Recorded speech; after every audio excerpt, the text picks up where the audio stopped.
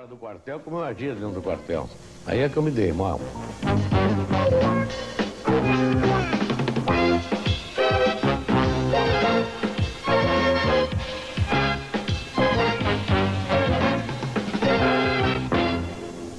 No início de agosto do ano passado, quando o presidente teve a primeira crise séria de dores nas costas e foi internado num hospital aqui de Brasília, eu tentei visitá-lo como amigo, mas fui barrado como jornalista.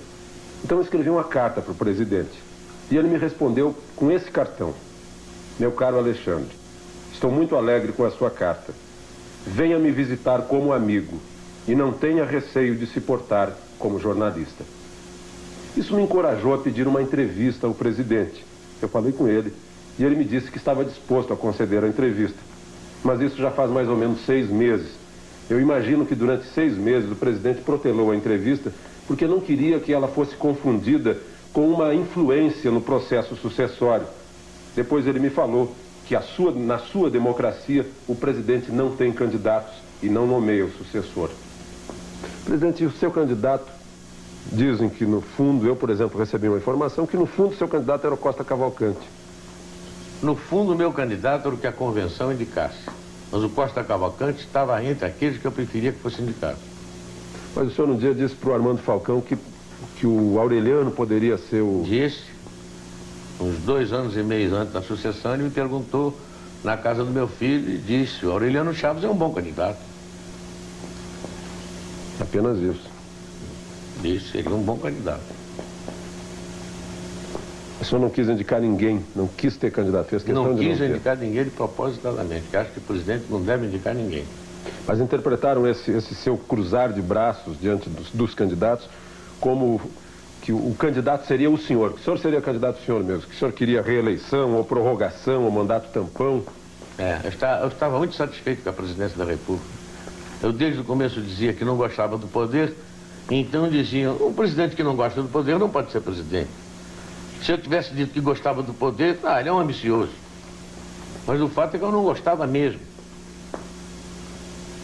E o Maluf, presidente, também. Outra pergunta que fica no ar, que o senhor não teria se importado com a derrota dele, em primeiro lugar. O senhor... Não é que eu não teria me importado com a derrota dele, eu me importei com a derrota do candidato do meu partido. Como era casualmente ele, eu me importei. Eu preferia que não...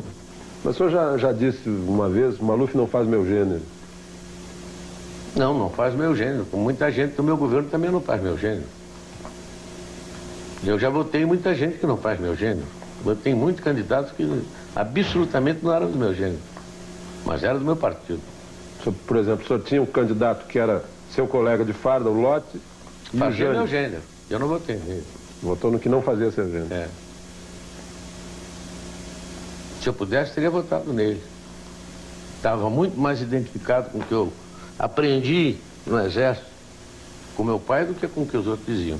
Quer dizer, conclusão, o Maluf não fazia seu gênero, mas o senhor o apoiou até o fim como candidato ao partido? Como candidato ao partido. Pois é, quando quiseram que eu indicasse um candidato, eu disse, não indico porque não é do temperamento. E mesmo que fosse do meu temperamento, eu não indico porque me tiraram o AI-5. Aliás, eu explicar, se eu me tirar o AI-5. Mas eu indiquei. O senhor indicou porque tinha o AI-5. Me dá o AI-5, talvez eu indique. Se o senhor tivesse o AI-5, o senhor faria isso? Não. Se o senhor tivesse o AI-5, o que o senhor faria com ele? Com o AI-5? Rasgava. Infelizmente, o galho rasgou antes de mim. Presidente, João Batista de Oliveira Figueiredo, o homem, imaginou algum dia que seria presidente da República? Não, nunca imaginei. O máximo que eu almejei na vida foi chegar a ser um bom oficial de Estado-Maior do Exército. E eu acho que eu consegui.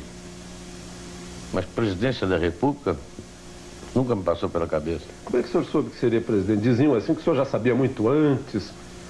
Foi mesmo no dia que se fala, no dia 27 de dezembro? Foi no dia 27 de dezembro de 1978, na Granja do IP, quando o presidente Geisel me chamou para me comunicar que se tinha fixado no meu nome.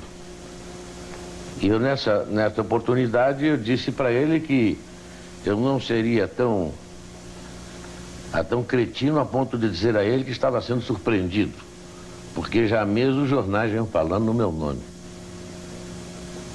E que, portanto, eu estava preparado para um dia ter que responder aquela pergunta. E já que ele estava fazendo aquela pergunta, eu perguntei para ele se era uma ordem ou se era um convite. Ele disse, não, estou lhe consultando. Então, não, eu não quero. Mas por que não quer? Porque eu me conheço. O senhor não me conhece bem. O senhor serve comigo, mas nós nunca tivemos um contato tão íntimo a ponto do senhor dizer possa me conhecer bem. Eu me conheço e sei que não sirvo para isso. O meu temperamento e os meus... Se eu consulte meus colegas do Exército, eles todos vão coincidir comigo que eu não sirvo para isso. Depois eu não quero. Ele tornou a insistir e eu pedi a ele 24 horas para ele pensar. No dia seguinte ele voltou para mim, conversamos, e ele disse, não tem jeito, vai ser você mesmo. E o vice foi o senhor que indicou?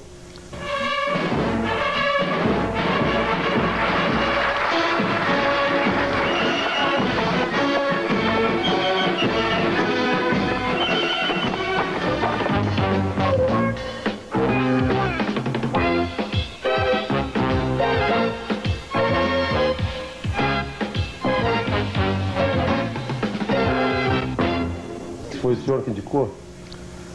Depois de terminada essa primeira parte da conversa, ele virou-se para mim e perguntou, e o vice? Eu disse, tá aí o nosso Aureliano Chaves. Ele chegou-se muito bem. Aí você quer comunicar? Eu digo, não, já que o senhor me perguntou, o senhor comunica para ele. Mas quem citou o nome do Aureliano Chaves fui eu. Esclarece muitas versões aí de quem teria indicado. Não, ele não me indicou. Não me indicou absolutamente. Não me indicou nome nenhum. Outra coisa, presidente, que também está no ar. O seu relacionamento com Aureliano Chaves. Por que houve o afastamento? Isso é bom perguntar a ele. Ele saberia responder? Eu acho que sim. E o senhor chegou a ponto, assim, de antes de assumir a presidência ou depois de ter assumido, chegou a ponto de ter vontade de desistir, presidente? Não, depois que eu assumi um compromisso, jamais desisti de alguma coisa. Nunca me passou pela cabeça desistir de coisa nenhuma. E até o fim? E até o fim. E a família? A presidência prejudicou a sua família? Prejudicou porque eu fiquei 17 anos em Brasília, né? Não digo que foi a presidência, mas terem me metido nisso, eu fiquei 17 anos afastado da minha família. Meus filhos no Rio e eu aqui. Prejudicou, não há dúvida que prejudicou. Benéfico não foi. Nenhum membro da minha família saiu ganhando qualquer coisa. Pelo contrário. Só tiveram aborrecimentos, eu também. E nós ficamos afastados deles. Vou amenizar um pouco a conversa. O senhor sabe que sempre há piada a respeito do presidente da República. E dizem que o senhor conhece todas as piadas a seu respeito. Qual é a melhor piada a seu respeito? Não conheço todas as piadas, conheço muitas. A primeira que me contaram foi a do sapato, aquela do Geisel, né? O presidente Geisel, antes de me escolher, foi com um companheiro, mas você vai escolher o Figueiredo? O Figueiredo tem um temperamento meio doido, o Figueiredo é meio maluco. Por que você não se fixa num outro elemento? E que o Geisel, então, aconselhado por esse companheiro, teria consultado um psicanalista. Faz uma experiência, vai lá e diz que ao psicanalista que quer ver as reações, como é que um presidente entra e sai do poder. Faz uma experiência com o senhor e depois faz uma com o Figueiredo. E o Geisel aceitou. E chegou lá e o psicanalista perguntou para ele, presidente, qual é o objeto que normalmente é quadrado, mas pode ser redondo, pode ter 4 pés, pode ser 6, serve para a gente se reunir em torno, para fazer refeições ou para conversar. Enfim, tem uma porção de utilidades, não sei o quê. Ele pensou, ele disse, uma mesa. Ele disse, muito bem, o senhor está perfeitamente. E qual é o objeto que todo mundo usa? Geralmente, para não andar com o pé no chão, todo mundo usa. E o Geisel, naquela precisão dele, de gostar das coisas precisas, perguntou se tinha cadarço ou não tinha cadarço. Ele não pode ter cadastro, ou pode não ter cadastro. Então ele disse que é sapato. Ele sabe muito bem, o senhor está perfeitamente bem depois de 5 anos de governo. Aí quando eu entrei me fizeram essa pergunta. O Gás me contou. Olha, vamos perguntar isso, assim, perguntar isso, assim, assim, vai prevenir. E a primeira pergunta que me fizeram foi essa dos sapatos também. E eu então perguntei, tem cadastro? O camarada disse, pode ter cadastro e não tem cadastro. Então eu disse, então é um mocassim. Se não tem cadastro, é um mocassim. Foi essa a primeira que me contaram. Aliás, eu contei para ele. Mas o que eu achei mais graça é que diziam que desde o começo que eu não cumpria nada do que estava prometendo. Agora eu estou achando mais graça ainda dela. Agora o senhor pede que olhem para trás para ver se o senhor cumpriu ou não. É o povo que julga se eu cumpri ou não. Eu tenho a consciência tranquila de que cumpri. O senhor entrou no mundo político, o senhor saiu do quartel e entrou no mundo político. Isso foi algum choque para o senhor? Foi porque eu pensei que eu pudesse agir fora do quartel como eu agia dentro do quartel. Aí é que eu me dei mal. A massa era completamente diferente. A gente com quem eu ia lidar era completamente diferente. Um tipo de reação? No quartel só se falava em cumprir dever, em bandeira, defender o Estado, viva a pátria. Era o dia inteiro isso. E aqui fora só havia interesse particular. A última coisa que eu ouvia falar era em Brasil. A ponto de eu perguntar uma vez a um determinado político, e o Brasil? Essa hora, presidente.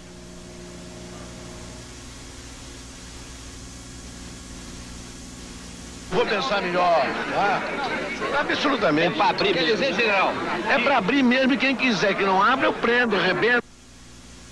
Mas no episódio do Rio Centro houve quem esperasse que o senhor prendesse e arrebentasse. A quem?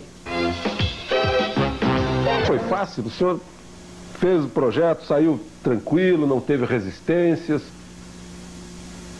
Não foi fácil. Só foi fácil por causa da compreensão dos companheiros das Forças Armadas. Que apoiaram e acharam que estava na hora da Revolução provar que de fato queria democracia. E nesse aspecto todos me ajudaram. Volta de Brizola foi tratado e foi considerado como palatável? O Brizola? É. Brizola, desde o começo, quando o repórter me perguntou, eu achei até um desaforo a pergunta que ele me fez. Se o Brizola ganhar a leva, agora estou aqui brincando de eleição, menino. Se eu quisesse que o Brizola não fosse eleito, eu não teria dado anistia para ele. Aliás, como era a proposta do MDB, né? A proposta do MDB, eles não voltariam. Voltariam e não poderiam ser eleitos. E não poderiam ser eleitos.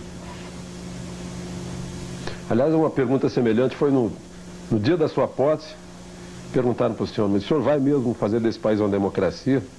E eu brincando disse, eu prendo, arrebento, não sei o que lá. Está aí o presidente que nós elegemos, prende e arrebente.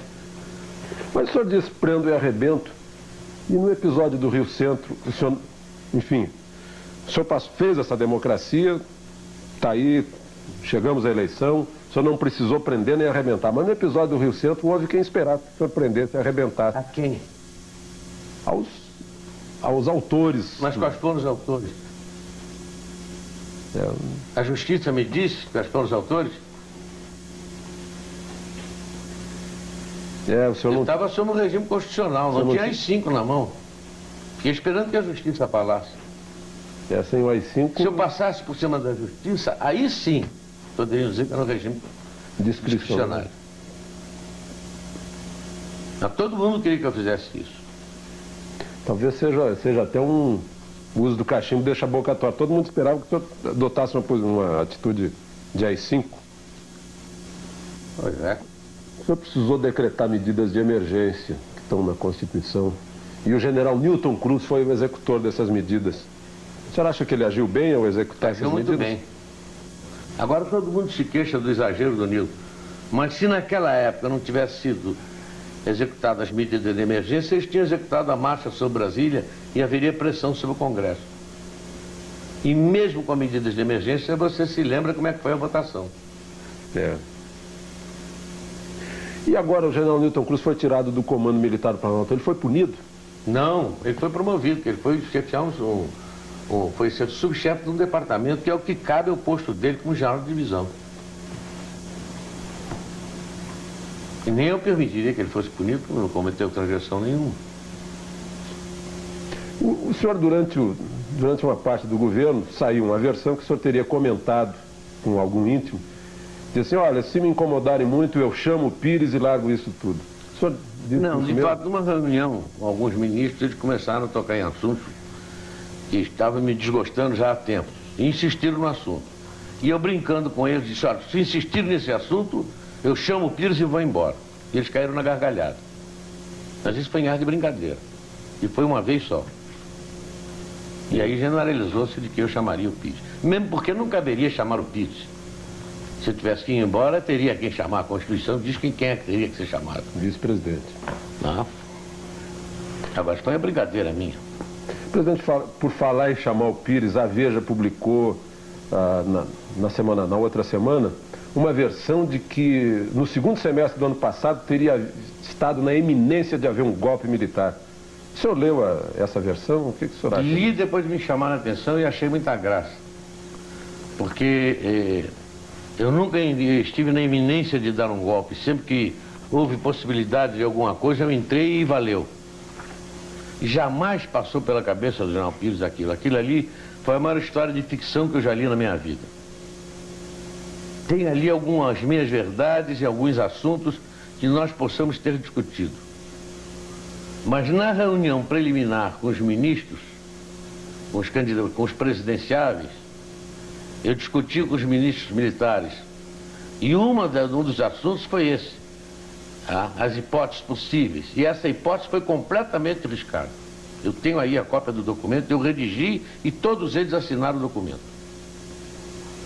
Não é absolutamente verdade o que está ali. E a imprensa, presidente? O que o senhor acha do trabalho da imprensa? O trabalho da imprensa no meu governo foi trabalhar contra mim. Contra o meu governo, porque tudo que se saía na imprensa ou saía truncado, ou saía meia verdade, ou então era inventado. A ponto de um dia eu chamar um determinado editor que foi lá me pedir um determinado dinheiro para a revista dele, para o jornal dele. Eu peguei assim um número e disse assim, olha, só nessa reportagem tem 11 mentiras. 11 mentiras que eu constato que foram comigo.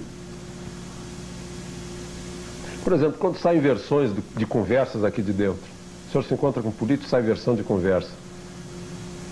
Algumas vezes os políticos ouvem, elas estão aqui em casa, ouvem e contam. Tem alguma coisa de verdade. Outras vezes não tem absolutamente de verdade nenhuma. Como é que o senhor... Quer dizer, o senhor fica meio sem ter meios de... Não, às vezes eu mando agradecer ao político a veracidade com que ele contou a conversa. Já muitas vezes aconteceu isso. A fidelidade com que ele repetiu.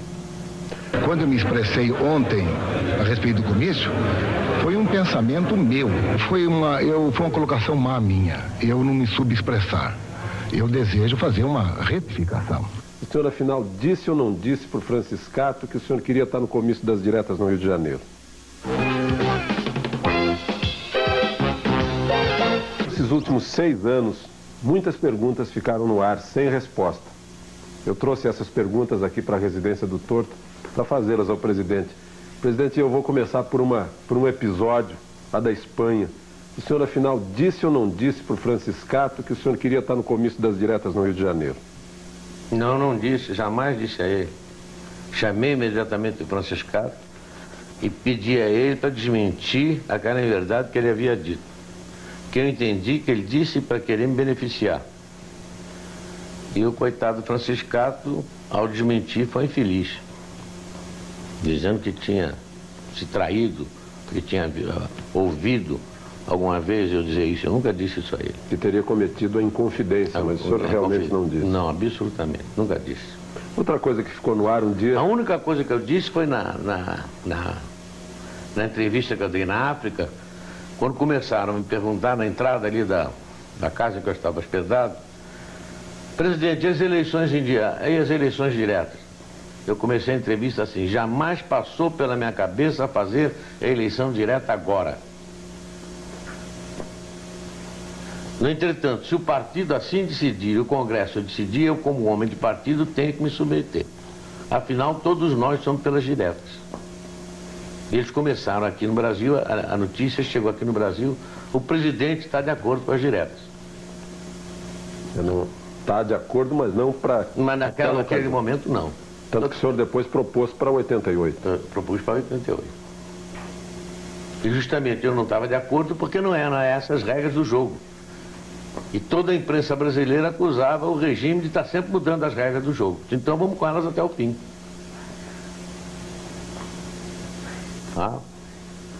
As regras do jogo foram até o fim e ganhou o candidato da oposição. O senhor lamenta isso? Lamento, que eu preferia que tivesse ganho do meu partido, fosse ele quem fosse. Mas um dia o senhor estava com um candidato do seu partido, e essa é outra pergunta que ficou no ar. O senhor estava com Paulo Maluf no seu gabinete e os fotógrafos contam que ouviram o Maluf dizendo: sorria, presidente. E o senhor teria respondido para o Maluf: eu não sorrio, a casa é minha, aqui eu faço a cara que eu quiser. É que eles ouviram mal, então deturparam o que eu disse. De fato, o Maluf perguntou: sorria, presidente. Eu disse: eu não posso sorrir porque a cara é essa que eu tenho e eu não posso mudar. Então confundiram Cara com cara. Eu admito que tenha sido isso. E admito que tenha sido 1 ou 2 fotógrafos só que eu vi. Presidente, um episódio lá do início, antes do seu início de governo. Aquela versão do cheiro do povo e o cheiro do cavalo. Agora, depois desses 6 anos, eu volto a perguntar para o senhor: gosta mais do cheiro do povo ou do cheiro do cavalo?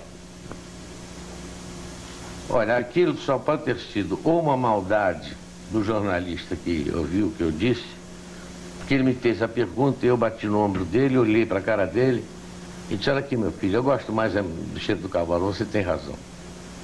Para não dizer outra coisa que eu devia ter dito. E ele maldosamente compreendeu, mas foi discutir com um outro que eu soube se devia ou não publicar. Mas já que você me fez essa pergunta, seria uma imbecilidade de mim a toda prova eu ter dito que gostaria mais do cheiro do cavalo. Mas agora, no momento, eu digo que eu não gosto do cheiro dele. De quem fez a pergunta, não gosto. Como é que o senhor recebia essas críticas? Não, as pessoas que o cercam no palácio nunca sonegaram do senhor as críticas? Não, nunca sonegaram. Até pelo contrário, quando alguns exageravam até nas críticas, o SNI sempre informou muito bem. E os companheiros também sempre informaram muito bem. Eu recebia com naturalidade. E às vezes até com uma ponta de ironia. Porque criticando a mim, estavam criticando vários companheiros que estavam do lado de lá e que tiraram vários cursos comigo. Mas alguma crítica que o senhor chegou a verificar para ver se era verdade ou não? O senhor já... Não, as críticas que me fizeram, eu tomei todas como coisa de... o meu humorismo, nunca tomei como verdade, porque não eram verdade mesmo. Presidente, o SNI sempre informou bem o senhor, porque o senhor já foi chefe do SNI.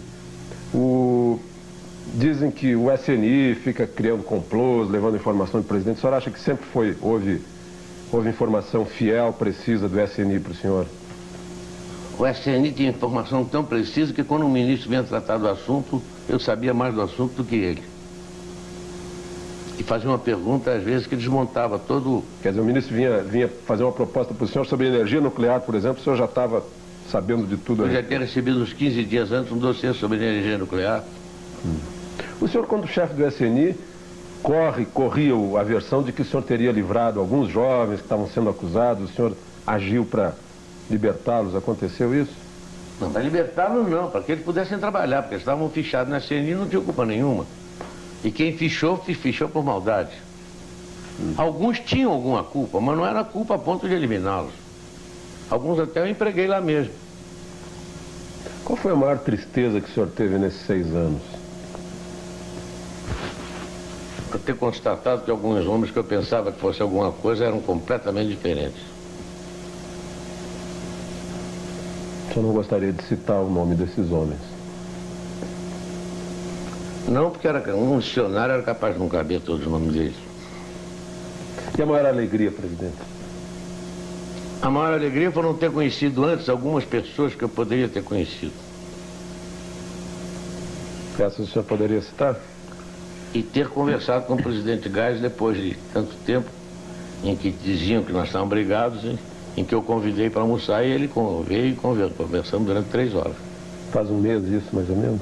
Faz mais tempo. Qual foi o tema da conversa, presidente? Foi a sucessão presidencial. Em que eu senti que ele tinha uma opinião e eu tinha outra. Mas saímos bons amigos. Ele do lado de lá e eu do lado de cá. Ele continua a relação... Eu espero que sim. Eu não tenho nada contra ele, gosto muito dele. O senhor me contou sobre o Darcy Jardim de Matos. O senhor me falou assim, é desse tipo de homem que eu... Esses são os homens que eu admiro. O senhor o convidou para conspirar antes de 64, ele disse, eu não entro em conspiração, mas vou estar ao seu lado. Ele e meu irmão Diogo. E foram os 2 primeiros que se apresentaram. E nunca conspiraram. Mas é depois, aí onde eu queria chegar é o seguinte, depois desses 6 anos, eu vejo aí na votação do presidente da República no colégio eleitoral, a primeira vez que seu nome foi lembrado no plenário foi por um ex-caçado, Jorge Carone, que agradeceu ao senhor pela anistia. Como é que o senhor, depois desses 6 anos, como é que o senhor analisa o coração dos homens, as pessoas que o senhor conheceu? Como qualquer homem de bom senso, qualquer homem de bem poderia analisar. O que eu poderia esperar? Eu não poderia esperar isso. E, no entanto, devo isso a ele. O senhor imagina agora que o senhor está passando a faixa para o Tancredo, o que passa no seu pensamento? A declaração de um ortopedista do Rio de Janeiro dizendo que não gostaria de ser seu médico porque o senhor é um paciente muito indisciplinado. O senhor causou problemas para o Dr. Newton, presidente? Só o Dr. Newton que pode responder isso, eu não sei. Agora, que ele é um chato, é. Como é que o senhor está hoje, física e espiritualmente? Olha, fisicamente eu não estou muito bem porque ainda estou com a perna meio boba. Mas espiritualmente estou muito bem. Estou com a consciência tranquila, fiz o que eu achava que poderia ter feito. Não fiz o que eu achava que não deveria ter feito. Acho que estou muito bem e contente que falta pouco tempo. O senhor já calculou hoje quantos dias faltam? Eu tenho uma tabela lá nas baias, eu não fui lá nas baias hoje. Faltam 8 com 28 de fevereiro. São 36 com 15, 46, 51 dias. O senhor está contando mesmo os dias que faltam? Todo dia vou lá nas baias, quando eu vou lá eu corto. Mas o senhor foi à ONU, o senhor esteve no México. Como é que foi nesses 2 últimos anos aí? O senhor parece que defendeu um ponto de vista que foi vitorioso. Eu comecei inicialmente procurando congregar todos os países sul-americanos em torno de uma ideia, de uma fala só no sentido daquelas partes comuns de política externa. Consegui. E depois fui à ONU para, vamos dizer, uma fala de alerta. Tá? Mas, infelizmente, esse alerta só começou a ter resultados agora com a reunião de Cartagena. Quando eu senti que, de fato, os países desenvolvidos começaram a se preocupar. Mas, nesse ponto, o doutor Tancredo Neves tem razão. Dinheiro se paga com dinheiro. Então ele tem que arranjar dinheiro para pagar. O senhor sempre pagou a dívida com dinheiro? Sempre paguei dívida com dinheiro, não paguei com a miséria do povo, não paguei com dinheiro mesmo. Eu espero que ele consiga isso também. Presidente, governo Tancredo Neves, o que o senhor espera do governo Tancredo Neves? Eu não espero do governo dele, eu espero que ele tenha um pouco mais de sorte do que eu tive. E que no final do governo dele o povo faça mais justiça a ele do que fez a mim. Mas agora no final do seu governo até a oposição está fazendo justiça ao senhor. Foi lá no Palácio, o Hélio Garcia, o José Richa, o Iris Rezende estão convidando o senhor para homenagens, comícios. O senhor vai nesse comício? Não. O senhor não vai mesmo? Nem de lá do cá, nem do lado de lá. Mas fico muito honrado com o convite que eles me fizeram, muito agradecido. Sinal que alguém reconheceu que nem tudo que eu fiz foi ruim, né? O senhor agora, lá no sítio do Dragão, o senhor vai estar tranquilo. Se alguém aparecer lá para falar em política, pedir conselho, pedir que o senhor volte, Ser Eu volto candidato a aqui. alguma coisa? Ser candidato a senador, alguma coisa assim. Eu acho que não vai aparecer ninguém. E se aparecer? Duvido. Eles me conhecem. A partir do dia 15 de março eu não sofro certas restrições que o cargo impõe. Você não precisa se conter. Não preciso me conter. O senhor me contou certas coisas que a gente não pode revelar, que realmente o senhor tinha boas razões para não se conter e se conteve. Tanto que tenho medo de não poder me conter depois do dia 15. No dia que o senhor estiver passando a faixa para o Tancredo, no dia 15 de março, o senhor imagina agora que o senhor está passando a faixa para o Tancredo, o que passa no seu pensamento? Vou ter pena dele. Tenho uma pena danada dele. Por quê, presidente? Ele vai passar pelo que eu passei. O senhor não acha que ele está com mais opinião pública dando força para ele? Tá com... Esse é que é o perigo, justamente. É que ele está com o apoio da opinião pública, está todo mundo esperançoso que ele possa fazer milagre, mas ele já disse que não vai fazer milagre, porque ele é um homem inteligente e sabe que não pode. Ele esteve aqui conversando com o senhor. Ele jantou comigo aqui uma vez, há uns 2 ou 3 anos atrás, e esteve no palácio outro dia. Esteve no hospital me visitando. E várias vezes encontrei com ele em solenidade, em Minas, aqui mesmo. Essa passagem de serviço o senhor já abriu a ele? Ele já está, de certa forma, sendo ouvido? Já, eu disse a ele que tinha todos os órgãos do governo à disposição. O que ele quisesse, eu mesmo estaria à disposição dele para qualquer coisa. Inclusive nessa questão de fechamento da renegociação da dívida. Não, isso nós não tocamos. Agora, apenas disse a ele que iria ser difícil. Porque se dependesse do governo americano, muito bem. Mas não depende do governo americano, depende dos banqueiros americanos. Presidente, hoje, se o senhor olhar para trás nesses 6 anos, e na hipótese que eu acho que para o senhor seria uma péssima hipótese, se eu tivesse que assumir a presidência da República, que coisas que o senhor fez que não faria? E que coisas que o senhor deixou de fazer que faria? Coisas, fatos? Atos, ações de governo. Alguns fatos aí, alguns atos de fato, talvez eu não tivesse feito, não deram certo. Outros que eu não fiz, talvez eu tivesse feito, talvez dessem certo. Agora, uma coisa que eu acho que faria é, não faria novas relações. Relações Eu queria pessoais. ficar com os amigos que eu já conhecia há 50 anos. Eu fui muito infeliz com as relações novas que eu fiz. Elas o surpreenderam. Desagradavelmente. Teria sido, o senhor me desculpa, teria sido ingenuidade política sua? Ou esperteza política deles, ou as duas coisas. Ou um julgamento demasiado severo a respeito da minha inteligência.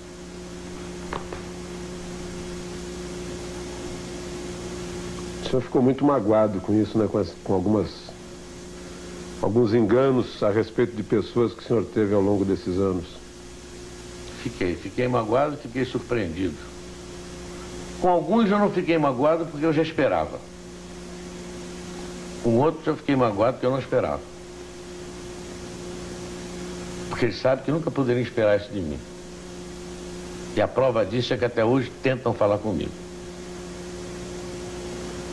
Presidente, agora, deixando de lado os políticos, e a gente imaginando que ali, aqui essa câmera está registrando a entrada do senhor na casa do brasileiro médio, do povo, povão, o que o senhor diria agora para o povão que está vendo o senhor aí, nesse momento que o senhor está deixando a presidência da República?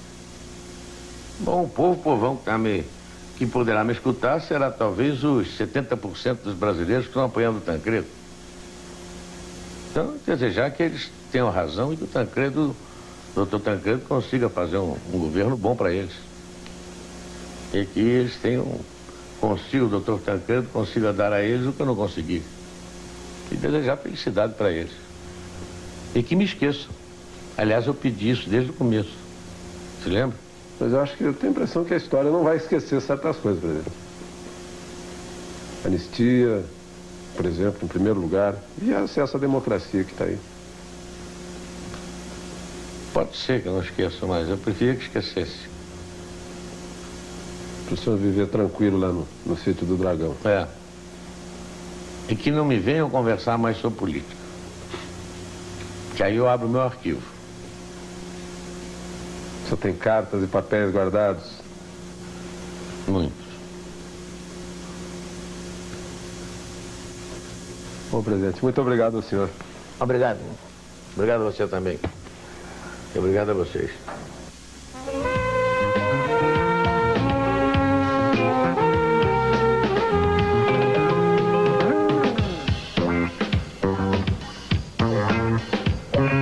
Rede Manchete, televisão de primeira classe. Assista agora Festival Elvis Presley apresentando Ritmos e Confusões. Logo depois, Jornal da Manchete, segunda edição. E em março, você faz a programação. Escreva para a Rede Manchete e peça os filmes que você quer rever.